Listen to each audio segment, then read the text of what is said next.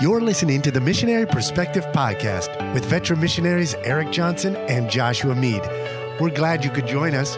We trust this podcast will be both a blessing and a challenge as we relate topics in world evangelism from a missionary perspective. Now, here's Josh and Erik.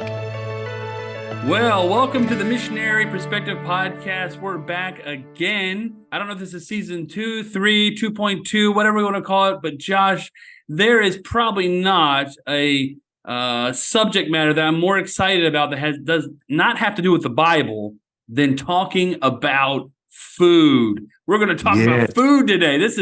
I'm excited about this. What's on the menu? That is the question for today. And there are very few topics that will get pretty universal excitement and passion than the topic of food. And I think as a missionary, food is such an integral part of your cultural identity, of learning about your country. So yeah, today we're talking about all things food. Now, what'd you have to eat today, Erik? Did you already have lunch? I did. I had lunch. My wife made some great, it's a chicken and rice dish that's very similar to the Dominican here with a spinach salad with, let's see, she had almonds and grapes, and it was a very good lunch. Excellent. Yeah, we were out this morning. We're in Michigan right now. And so we found a little breakfast restaurant. I had some eggs Benedict. I always try to get that anytime I'm out, if there's a breakfast. So yeah, we're back in the States, so we're enjoying. But even though I've just had lunch, I have a feeling by the end of this podcast, I'm going to be hungry again. I would imagine, because we're going to share a little bit. Well, man, as I was reflecting on this topic, I was just, going back and just thinking about our early days when we were first learning the culture, when we arrived in Senegal. And I think about how much food is a part of the culture of the country you live in. Your food culture has a lot to do with the availability of food products. So that's going to tell you a lot about agriculture. It's going to tell you a lot about what kind of jobs people have, because what kind of food are they producing? It tells you about the religion. There's a lot of religious practices that go into preparation of food, what foods you can and cannot eat. And then even just the way that the traditions that surround the way food is prepared, the way food is served, the way you sit, the way you eat it, all of that makes up the identity of the food culture of the country you're in. And really, going all the way back to just as a child, food is really a part of how we develop our personal identity. Think about it. Food is one of the things as a kid you start to realize, I like this, I don't like this, I want some of this, I don't want that. And you start to develop your personal identity. And then it's a way that we connect with people.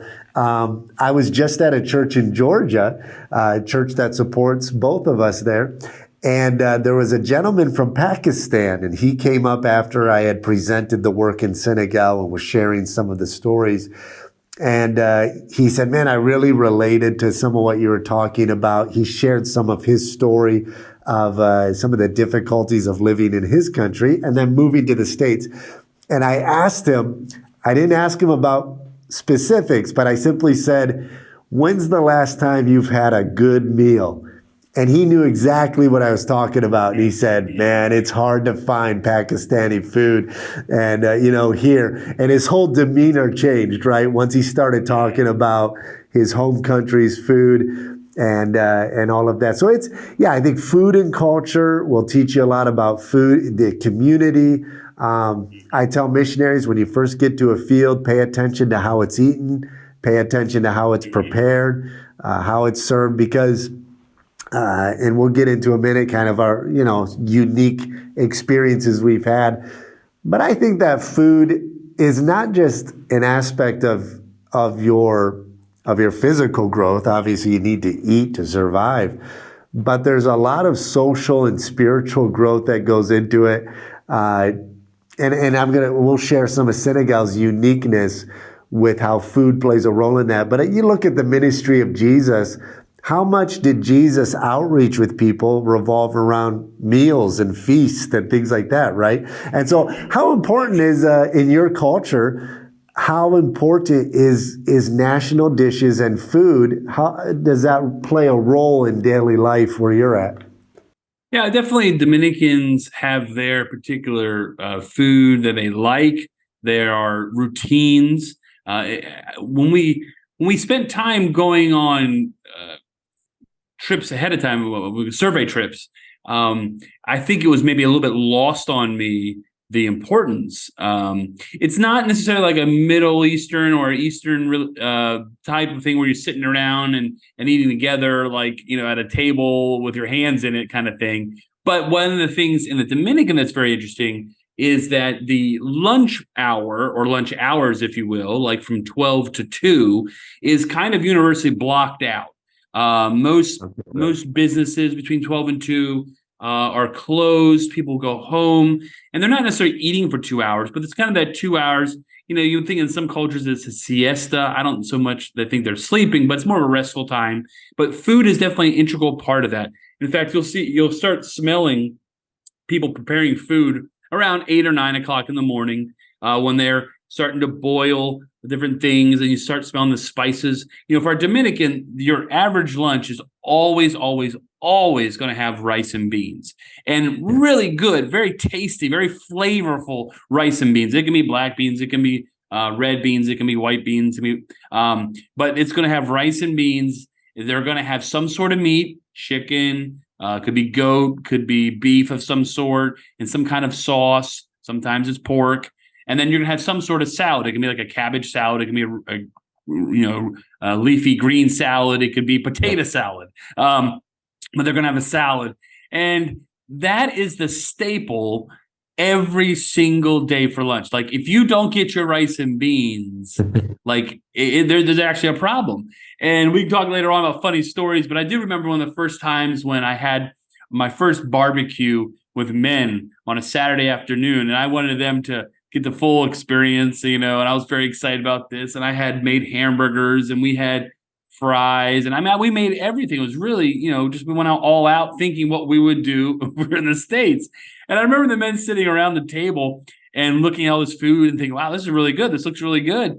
But I don't remember who it was. One of the guys looked around and he's like, where's the rice and beans? Like, Pastor, we can't have lunch if there's no rice and beans. Even with hamburgers and hot dogs and, all these different fixings we had, it really wasn't going to be lunch until you had your rice and beans. And so that's a staple for them. And really, they call it la bandera. They call it the flag. That's the word for flag, meaning like that's the essential daily thing we do. Now, dinner, we can talk later. Dinner's different. Breakfasts can be different, but that lunchtime, you're usually together with some part of your family. You've usually left your job, you're home for 2 hours. That life kind of centers around that lunchtime menu. So I don't know what it's like there in Senegal, but that's what the daily in and out is like. You have to be home for your afternoon lunch with rice and beans and some sort of meat.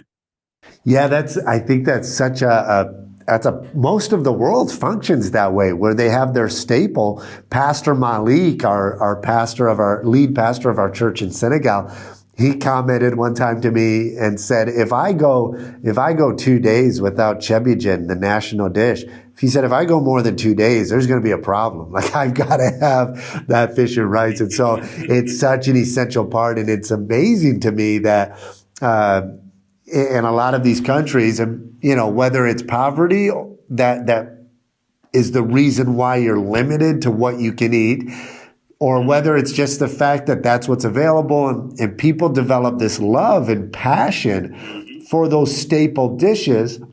Now, growing up, and I'll mention this, just the first thing that really amazed me about our culture is how they can eat the same dish every day and be just as excited about it as they were the day before. And, kids will be like, what do we have? Neighbor kids, what do we have in Chebijin? Fish and rice. Yes. And then the next day, what do we have in Chebijin? Yes. They're so excited about it. And so there's a lot of, national pride to it, cultural identity, your cultural pride. that I think is really important. But so growing up, let me ask you this, growing up, did you, as an American, did you eat a wide variety of different types of food? I know I did. My mom is a wonderful cook, and she made all sorts of different dishes. So I grew up with this isn't a staple for the Mead family. We ate everything. And getting to Senegal, it's like, all right, the same thing every day. We have amazing food. But for an American, that was one thing to get used to. How was that adjustment for you? And do you guys eat a variety of things? Yeah, definitely. Yeah, definitely growing up, now as a 40-plus-year-old, I realize how my mom did such a great job on a very shoestring budget. We were not wealthy by any means. We were probably, many of the years I was at home, we were pretty poor. Right. But she did a great job. She's a great cook and did a great job of having a great variety. But it's interesting, like, you're right. Like, I think in America, we like variety. We for whatever reason. Now, I will say there are different cultures, even in America. I have family members on the side where I married, where they tend to like a much smaller menu. And I think maybe just growing up, we just like to try lots of different things. So yeah, we had a wide variety. But I will say here, you're right about. Probably the reason rice and beans is a main staple is that it's very economical. That's for sure. And it can fill you up. But with that in mind, as I sit back now, many years into the culture, I realize how many different varieties of the food that they make that is simply rice and beans, and how they can make the minutia of even putting rice and beans together as a meal. And it's really funny for me when we go back home to the States, usually after about 2 or 3 weeks, my kids, who 3 of the 4 of them were born here, and Ashley's 15 and she spent 14 of her 15 years here, how much they start asking, Dad, when we could get some real rice and beans. And inevitably we'll go somewhere and somebody's has rice and they'll get rice. And I'm like, they're not going to like it. They're not going to like this rice because it's not Dominican rice. And sure enough, like, Dad, this rice is awful. What's wrong with this rice? And they're just used to Dominican rice and beans, which is very good. Yeah, it's true. My wife called me the other day. I was down in Georgia, and we were chatting, and she said, Ryder, my youngest, he's 6, and he woke up. She said, yeah, he woke up. We're getting ready for school. And she said, Mom, when Dad goes back to Senegal in December, can he bring back some chebijin? I really need some chebijin. And so it's really neat that, they have that connection and that longing for it. And I think, a big part of it is, what most Americans don't realize, and most of us do, we understand that how convenient and how much access we have to a wide variety of different cuisines. And I love that. I love trying new foods. I love trying different varieties. Yeah.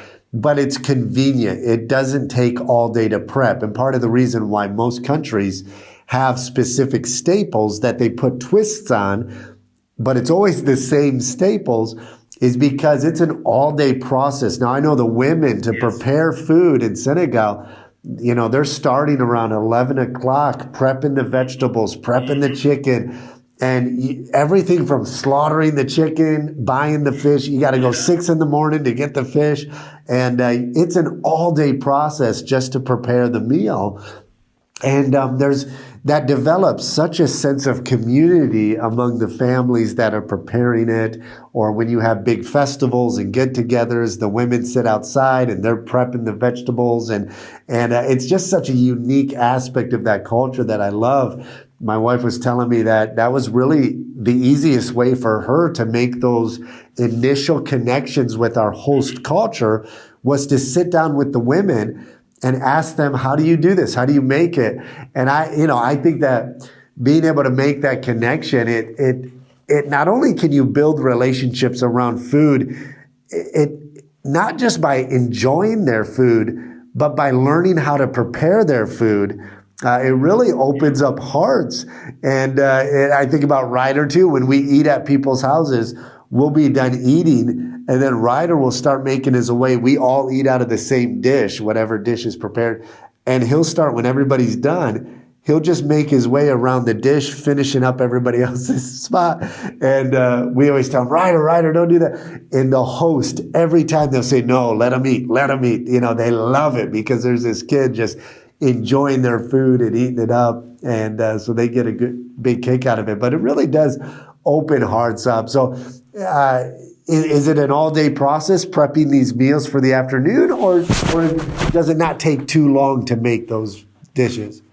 Well, for a handful of times, we've had ladies who work in the house. At this juncture, we don't, but we've had people when we had smaller kids, and they would come in, and usually around 8:00, 8:30, they'd start, making the beans, because there's a lot of different steps to that. We're not just cooking it, but you put a lot of spice in it and the different kinds of, peppers and gourds and things like that. And then the rice takes a little bit of time, and obviously cooking. So yeah, we're talking 2, 3, 4 hours worth of prep.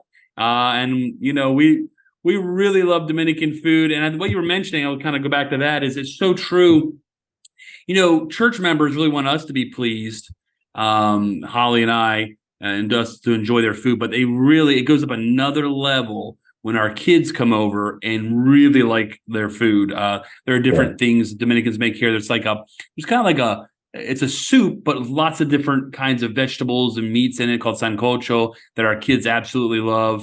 And I'm thinking of a time when people have invited us over and our kids are getting second and thirds. And normally we wouldn't let our kids do that, but because it makes those people so proud, that's something that they take a great pride that the American kids are there and they love them. And there's something else really, really neat at Easter time called habichuelas con dulce, which is just sweet beans. It's like sweet beans and like a bean soup, and it's chilled. Sometimes it can be warm, and it doesn't sound like it would be really awesome, but it's got like cinnamon and stuff. But it's great. I mean, the 19-year-old Eric would never think that the 46-year-old Eric thinks that's really great. It's really great, a delicacy at Easter time. And so it's one thing when we like it as the missionary, we've chosen to be missionary. It's the other thing when our kids who've grown up with it love it, and they it really gives them that connection to the culture, and the people really respond well to that.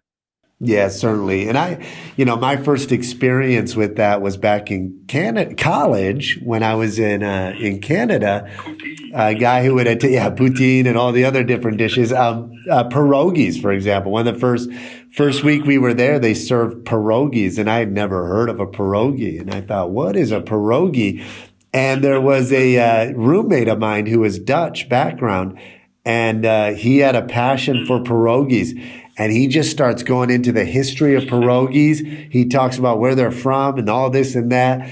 And I'm just standing there stunned by this 15-minute monologue he's giving about pierogies.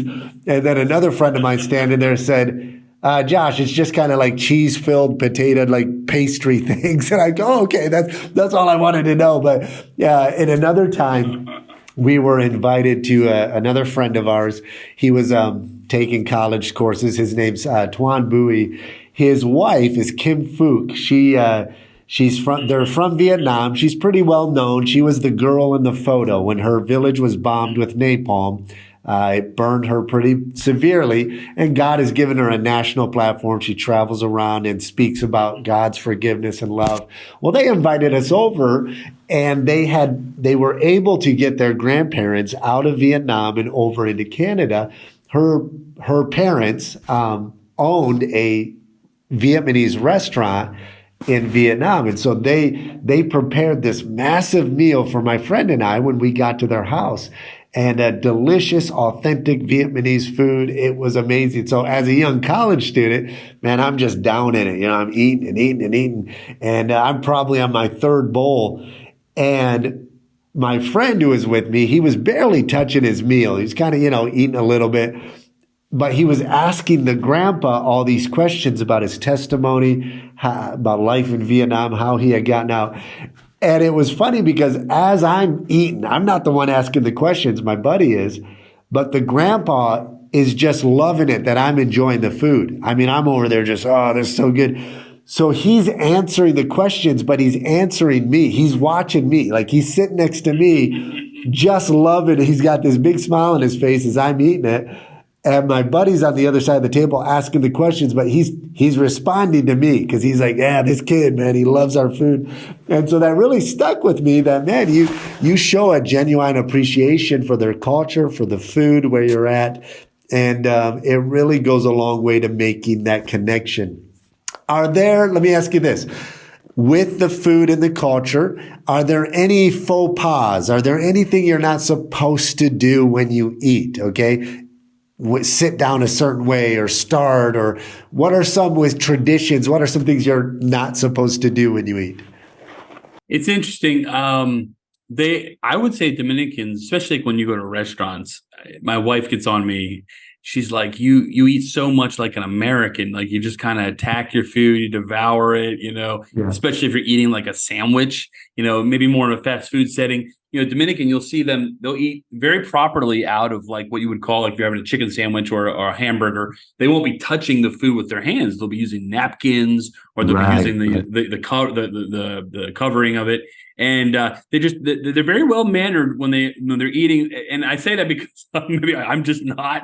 And my wife's always like, "You're a barbarian, stop eating like that." Especially heaven forbid I get a chicken wing. Then she's like, then she doesn't even want to be around me. And so I would say, yeah, they're very much they're very mannerly when they eat. But I can't think of any necessarily faux pas that are coming to my mind. What I will say is very interesting is a lot of times in America we would be in a setting, let's say we're at a barbecue where someone's cooking something on a grill, and we might have some appetizers out on a table or whatever, and you're eating whatever. But usually the way we would do it in America is we gotta wait for them to finish what's on the grill, bring it in the house, and everyone sit down and eat. It's not really how they do it in the Dominican. Even in pretty affluent homes I've been in where they're cooking at the grill, you kind of the guy cooking, if you're the guest, will kind of make you something, try this, and you're kind of trying as you go. So everyone kind of congregates around the grill. It could be the nicest house in the neighborhood with this ornate, eating area, but you're probably going to eat out by the grill. And if you're not paying attention, you may not get some of the good stuff. So it's funny the little differences you find. Yeah, certainly. You're talking about manners and everything. In Senegal, you have one dish, and so you have your section where you eat out of. And a lot of times, now a lot of people use spoons now, or you eat with your hand. You never reach in with your left hand. That's both religious reasons why, and then it's just other cultural reasons. So what I found interesting, because at first I thought, man, you must be spreading a lot of germs, even with a spoon, because you eat your food, but then when you want a piece of meat or a piece of sweet potato or a piece of cassava root, you reach over and you break it, you take a piece off with your spoon and then bring it to your section. And as I started paying attention to the way people ate, I noticed that there's this method that they use that I wasn't using, that I've tried to develop.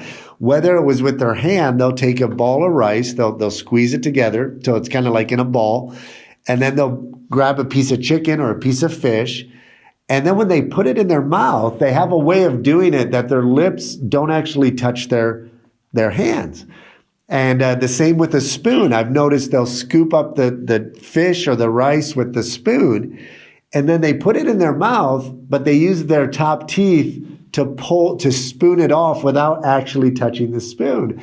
And so there's less cross-contamination as you're serving and grabbing, different things. One thing they'll do is the hostess will always serve the meat, and that she will cut it up, portion it out to everybody. And usually the guest, if you're the guest of honor, they're going to give you half of the meat or half of the fish. They'll put it in your section. Now, the proper thing to do is to take it and put it back in the middle, and then they'll put it back. You do that, you'll go back and forth a few times, and then once, maybe 3 times when you have that big portion, then you can take a chunk off of that after a few minutes, take the chunk off that you want, and then start passing it around. Sometimes they'll give you all of it. If it's a poor family, they have very little protein on there, and so they'll give you all of the meat. And you'll accept it, but then you wait until about 10, 15 minutes in, then you take off your little portion, and then you put it back and trade it around. Wow. And then once, the longer you're there, then, I start serving other people after a certain amount of time. Another unique thing is the youngest child, he will place his left hand on the edge of the plate. And I asked one time, because you're not supposed to touch the plate at all with your left hand. And but then I noticed the youngest child at a family's house, he had his hand on the plate. And they said, oh, that's just a way that we show respect, that he's not rushing in. It's just a way for the child to remain calm and not rush in and try to eat too much and things like that. So little nuances like that you pick up in the way that they prepare it and serve it. I think about a missionary I spoke with. We were in a conference together. He was over in near Australia, one of the islands out in that area. And he said, the way they serve, the women always go last if it's a buffet style meal. So they send the men go through line first, then the children, then the women. And he said, my dad, who was pastoring at that time, he said, my dad told the church, hey guys, we're going to do it American style this time. We're going to have the ladies go first, then the men, then the children, then the men. And one of the deacons leaned over and said, hey, Pastor, are you sure about that? I don't know if that's a good idea. He said, no, let's do something. This is the way we do it in my country. And he had been there a long time. And so he said, we're going to do it this way today. They said, okay. The women went through and there was no food left. They took it all. But it's because the reason they go last is because they clean up what's left. They finish the food. So everybody takes what they need. Nobody goes back for seconds. They take what they need and then the women clean it up. And so I thought he said, well, I never did that again because there wasn't enough food for everybody else. So little things like that you pick up on that are important to the culture and to eating. And definitely. Are there any Dominican restaurants when you're back in the States that you've gone to that you're like, all right, this is pretty close to authentic? So I haven't been able to find it. I'll find something that's close, like a Cuban restaurant that have a lot of similarities. In fact, if you don't go to necessarily New York City, maybe Miami, it's really hard to find a contingent of Dominicans. That's kind of the two grouping areas. But I have talked to a gentleman in the DC area, and he was just telling me he's a baseball writer I'm in contact with, and he's Dominican, and he was telling me about this great Dominican restaurant in DC that we're gonna have to go out together because he wants me to try some good Dominican food in the DC. But he said, all the ball players from the Washington Nationals knew about it, and that's where they would go hang out. And so it is funny how word of mouth gets around, and you start spreading, different, hey, go check this out, go check this out. But no, it's hard to find when you're back in the States if you're not in certain areas of the country where you find that nationality. Yeah, I've found in a lot of major cities. There's some great Senegalese restaurants just down in Atlanta. Atlanta had 4, and I went to one of them. And man, it was pretty authentic chebujan, the fish and rice dish. It was delicious, and it was a neat experience. So I'm always trying to look and find as we travel around the country. Yeah, we do what we do because you probably don't find this as many when you come to America. There's a lot of Spanish churches. And so Hispanic churches. And so when we come back and they'll have, an international Sunday where, you got people from Guatemala, people from Venezuela, people from the Dominican, people from Cuba, and they make all these dishes. Now that is really great because you get a taste of the world that way. So we enjoy that a lot. Yeah, certainly. Yeah, it's definitely it's a big part of the culture. If you're a young missionary going to the field, just pay attention. That's really the first avenue to start getting used to the culture. And then there's, dig deeper into that. For example, even with last names, there's certain last names that they joke around that they like certain kind of foods. And so if I meet somebody who's really like, oh man, they're digging in, I'll go, man, you're a Jope. Jope is one of the last names, and the Jopes love chebujan. And so there's different last names you can play around with, and you can, because one time when I met a guy, he said, it was just a stranger I met in the street. We were talking. He said, what's your name? And I gave him my Senegalese last name. He went, you really like to eat. And so I said, and you really like, and so we went back and forth with each name kind of has a stereotype tied to it. And that's a lot of fun. Malik will always say with the chebujan, now, when we eat it, we ask the lady who prepares our national dishes to use less oils because they put a lot of oil in the prep.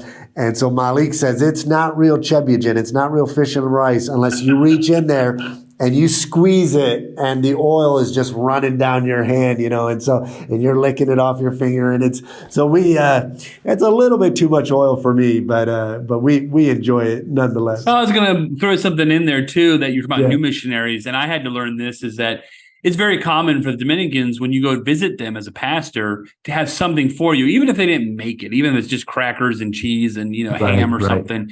It's very proper, even for the poorest people who don't have any money, to send out to go get a Coke for you, or because it's a way that you're hospitable in their culture. And one of the things I learned, especially even when they're making that, you show up close to lunchtime or whatever, you need to eat some.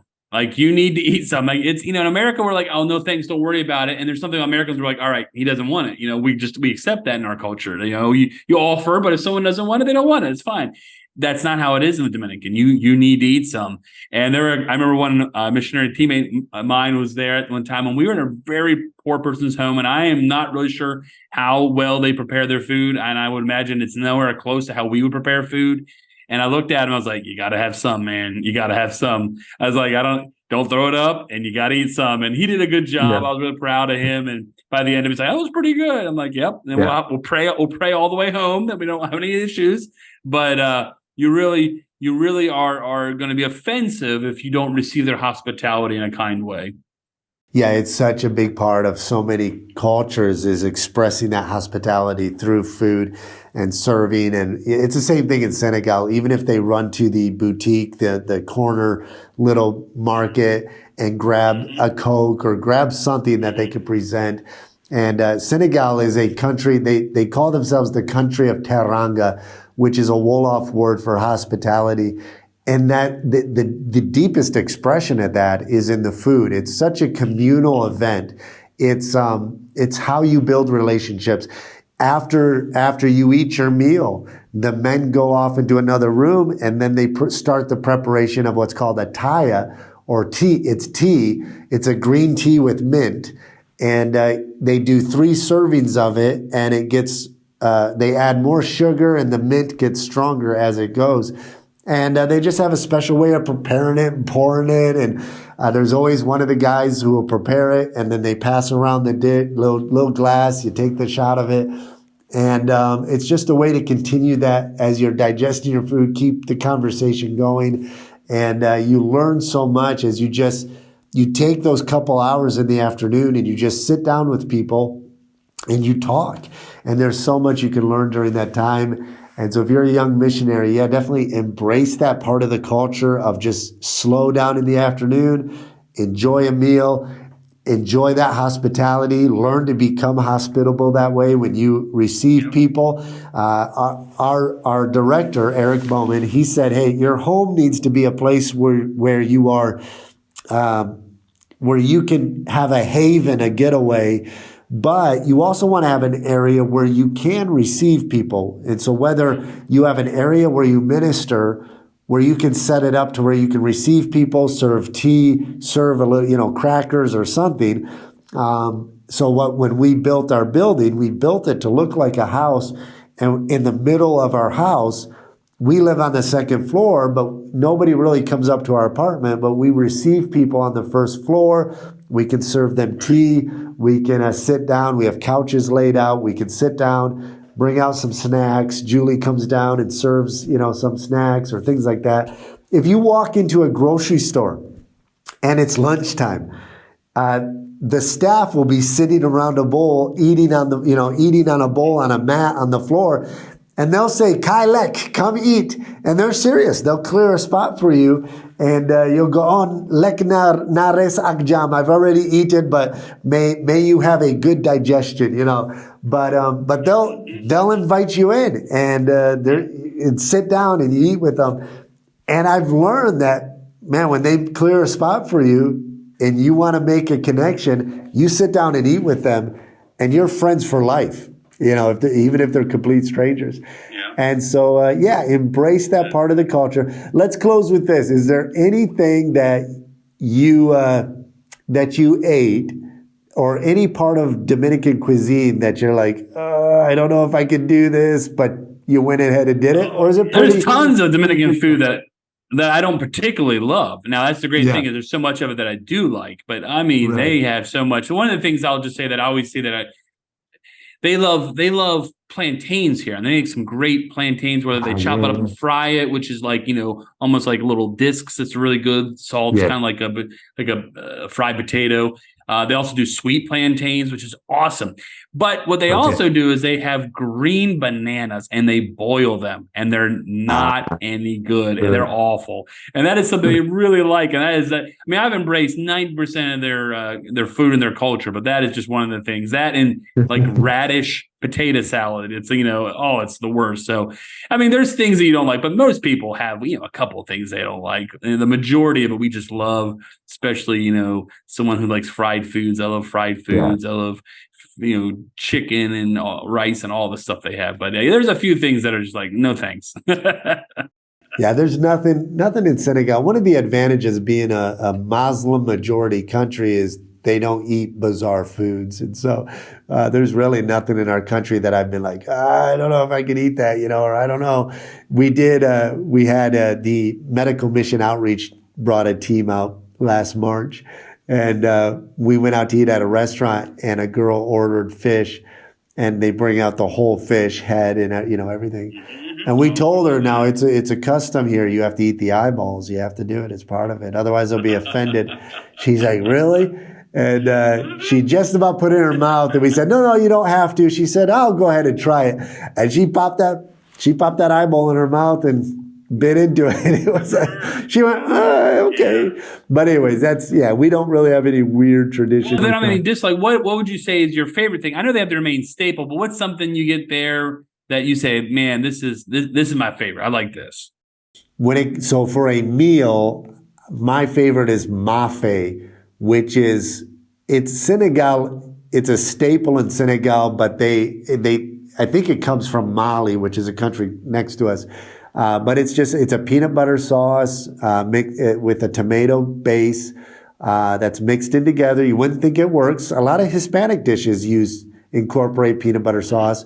There's a lot of Thai dishes that incorporate it. It's delicious when it's mixed in. It's kind of like a stew. You throw everything, sweet potatoes, regular potatoes, carrots, braised meat, and sometimes the meat can be real tough. So they pressure cook it first, then they grill it, then they throw it in this stew and let it simmer for an hour.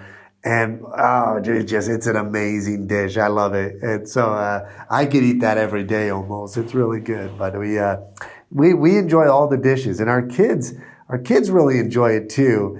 And I want to hear what your favorite dish is.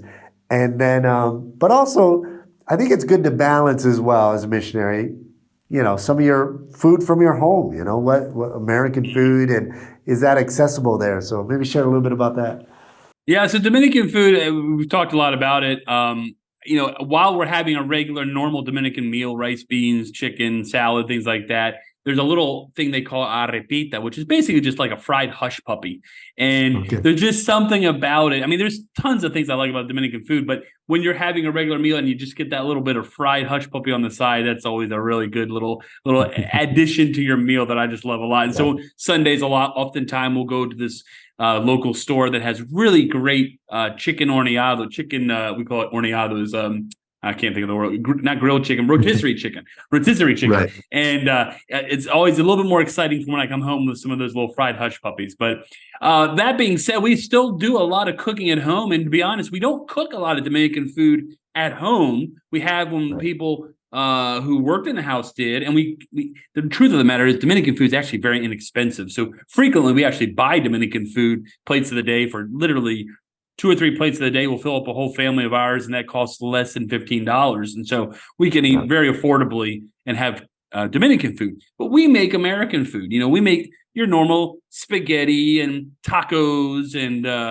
hamburgers and but some of the things that we can't get here at your normal restaurant or store that I love back home. Number one were chicken wings. They just, for whatever reason, as much chicken as they eat here, they don't know how to make really good chicken wings, or they just don't make them. And there's a particular kind of glaze, like a honey glaze. And so I learned how to make that early on. And so when we have big football games or watching or baseball games, I'll often, make a big batch of chicken wings, and the family really loves that. It's a real familial time when Dad makes the chicken wings, and it takes a number of hours to kind of get them just right. And then another thing that doesn't take as much time, but we like to do as well, is we make Chick-fil-A chicken sandwiches, and it's a certain kind of grilled chicken sandwich we make. But nowadays you can buy the Chick-fil-A sauce, and so those kinds of things that really make you connect back home. There's something about it, especially when you're that third culture kid, that you've lived in this culture, you have the American culture, you have your own culture, that really makes life fun. And I'm sure every missionary understands that. I remember that was one of the first things I noticed when I came here to the Dominican with the missionary family that I stayed with, who ironically the wife had grown up there in Senegal. Hannah Bragg became Hannah Townsley. Right. And I remember how important food was for their daily living. And though they would have their Dominican food, the missionary husband really liked certain American dishes that she would make. And early on, I realized that is a way that you really can still connect with your old life and not feel completely separated from your identity and who you were. And so food is very important in our homes. Yeah, certainly. We do the same thing. We have, we'll do Taco Tuesdays. We do Friday night pizza movie night as a family. And usually our pizza night, and then we'll do at least once a week, maybe once every 2 weeks, we do what we call a Culver's night. If you've ever been to a Culver's, we love Culver's when we're back in the States. And really good hamburgers, and then the concrete mixers. And so we will go and buy some ice cream at a local bakery. It's a homemade ice cream, the vanilla, just delicious. And then the kids, we go to the store, and each kid gets to choose 2 toppings. We take it home, and we blend all that together, and each kid gets their own concrete mixer, and we make the smash burgers or Culver style burgers, and we enjoy all of that. So it's an important part. And I'll say this: if you're on the mission field, if you're a husband, if you have a wife and a family, and your wife is homeschooling the kids, and she is involved in different aspects of the ministry, be cognizant of the fact that in a foreign field, it takes a lot more to prep a meal. It's a lot harder to just throw something together. And so during COVID, I actually did some online courses on how to cook and do chef.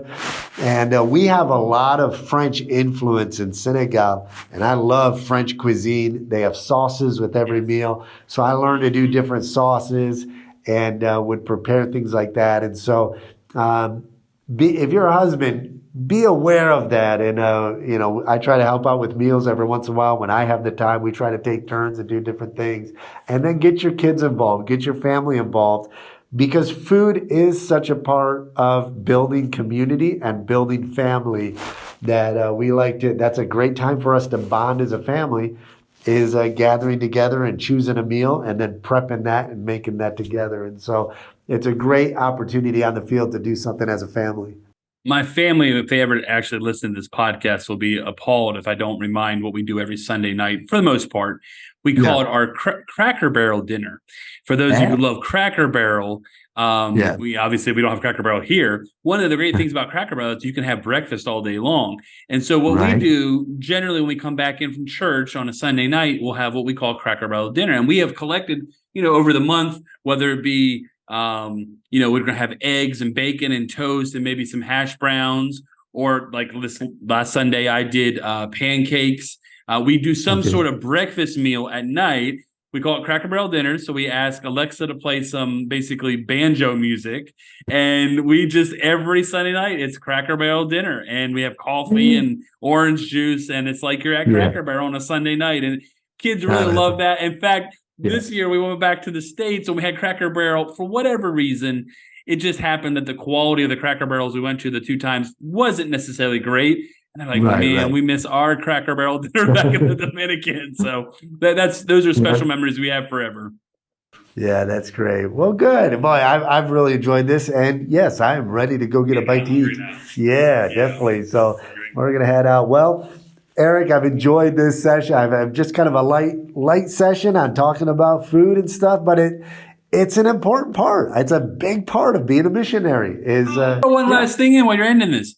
It's not only a big thing. I don't know how it is for you, Josh, but for me, there's almost no better icebreaker when talking to other men, especially on the mission field, than talking about food. And one of the things we talk about most of the time when it's not spiritually related is food. And so it's important to us and it's important to other people.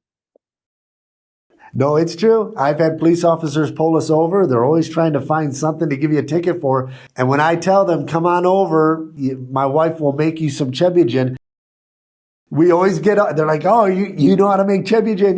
You can make it. And she's like, oh, yeah, come on over. They're like, all right, I'll be over. And then, all right, on your way, And so it's definitely, it's great. Well, hey, we appreciate our audience and we appreciate our listeners. I know as I'm back in the States doing furlough, we're going to pick up some new listeners. And so, hey, if you're listening, be sure to like and subscribe. You can check out our YouTube channel and subscribe over there if you want to watch the video. And if you want to listen to it, we're on Apple. We're on Spotify, most of the major streaming services. Be sure to share this with your friends or anybody else you think might be interested in this podcast. And send in your information. Send in any questions you might have that you would like us to address about missionary life, some of the challenges on the mission field, things like that. We're always looking for topics to address, whether you're a member of a church interested in missions, whether you're a missionary about to go to the field, or whether you're a veteran missionary. Send in some of your topics that you'd like to discuss. And we're looking forward to this year and just all the topics Erik and I are going to be talking about. I've got all kinds of interviews set up for this year. As I'm traveling around, I'm excited to share those. And so, hey, we are looking forward to seeing how this will continue to grow and be used. And if anything, Erik, I just love having these moments to chat with you. Absolutely. And if you want to send some recipes in, we're always looking for new recipes as well. So this is Erik from the Dominican Republic, and we have Josh via Senegal in America, right? That's right, here in Fostoria, Michigan. And hey, thanks for tuning in, watching, or listening. God bless. Have a great day.